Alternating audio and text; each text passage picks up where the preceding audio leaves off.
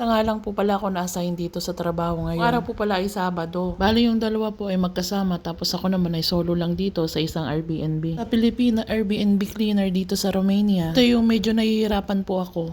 Araw ka magbubuhat nitong mga bedsheet, yung mga cleaning product. Dati may vacuum pot, may map kami niyan. Good morning, my angel. So today guys ay solo lang tayo ngayon sa Airbnb.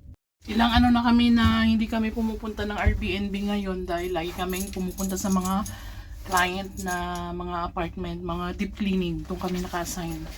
So today ay Sabado, kukunti lang yung trabaho. 3 lang kami pumasok ngayon at syempre kailangan ko pumasok kasi nung mga nakaraan nilang araw na talagang wala kaming Airbnb cleaning, tuwing Saturday is wala kaming trabaho as in. Ngayon guys, solo tayo ngayon. Pero kaya natin to, madali lang yan.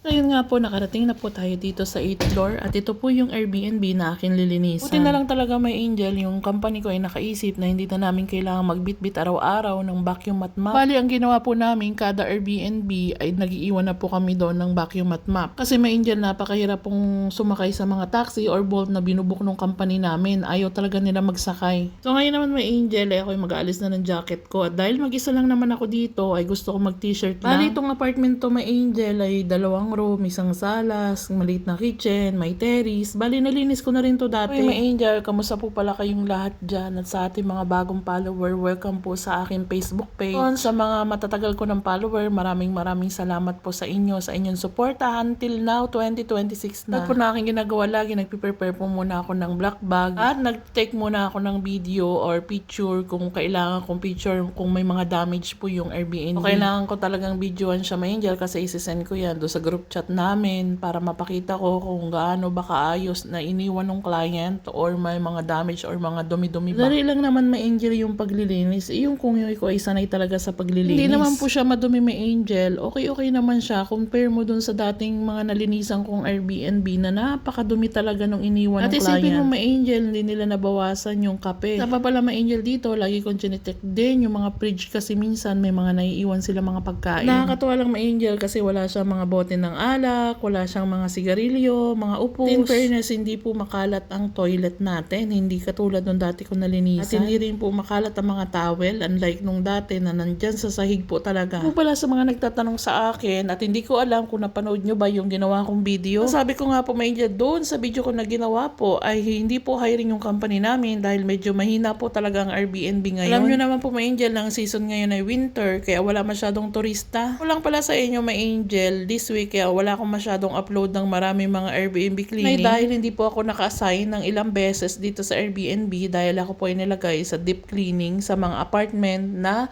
nagpapabook sa kanila. Po, marami po rin sa company namin nagbubook ng mga bahay, mga condo, mga residential house na gustong magpa-deep cleaning. So, doon po ako lagi na-assign at minsan hindi ako makahawak ng phone kasi syempre, ayaw ko naman po na hawak ng phone at hindi matatapos yung trabaho. Minsan may angel na sinasabihan ako na mag-video ako for the promotion. Minsan hindi ko na siya magawa may angel dahil syempre, sino ba namang gustong magtagal doon sa bahay na nililinisan mo? Kung po ako may angel nag-iisa dahil may kapartner po ako sa paglilinis, babae din po. Bali may angel, ang nalinisan pala namin ay 2 residential tapos isang building. Tuwa lang may angel kasi nakakuha ng client sila amo na isang building po talaga hanggang 5 palapag. Maganda, malaki ang kita nila kaya lang kaming mga cleaner ang talagang pagod. Angel, yung building na nililinis namin ay wala pong elevator. Talagang kapagod may angel, sobra. Nga po yung panghapon kong part-time hindi ko na napasukan dahil talaga ako'y nakiusap na hindi muna ako papasok dahil hindi na kaya ng katawan ko. Kung naman po pwedeng pipilitin yung sarili ko na magtrabaho yung katawan ko naman na hindi na kaya. Yung may angel na napakadami namin nag-cleaning dun sa building na yon. Lahat kaming mga cleaner ng company. Natapos yata kami mga 5 or 6 o'clock na ng hapon. Tapos pumasok kami doon mga 8 o'clock yata. Paano may angel? Hanggang dito na lang po ang aking video for today at natapos na po yung aking paglilinis dito sa Airbnb. Don't forget to comment, like, and share this video. Bye!